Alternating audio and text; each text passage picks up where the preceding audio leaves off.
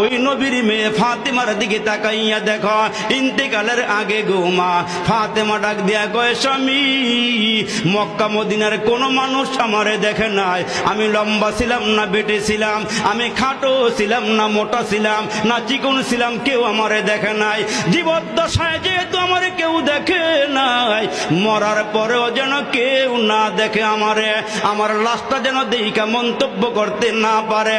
হে স্বামী, তোমার দুইটা সন্তান হাসান হোসাইন রে লইয়া, আর তুমি আর দুই হাসান হোসাইনকে লইয়া আমি মারা গেলে আমার খাটিয়াটা রাইখা জানাজা পইরা তিনজনে খাটিয়াটা কাঁধে উঠাইয়া আমারে দাফন করিয়া দিও, দুনিয়ার কোন মানুষকে আমারে দেখাইও না। হযরতে আলী ডাক দিয়া কয়, ফাতেমারি খাটিয়া বহন করতে 4 জন লোক লাগে। কয় 4 জন লাগবে না, এ আমার স্বামী 3 জন হলেই চলবে। মুসলমান যেদিন ফাতেমা দুনিয়া থেকে বিদায় হয়ে যায়, ইতিহাসটা অনেক লম্বা। ওই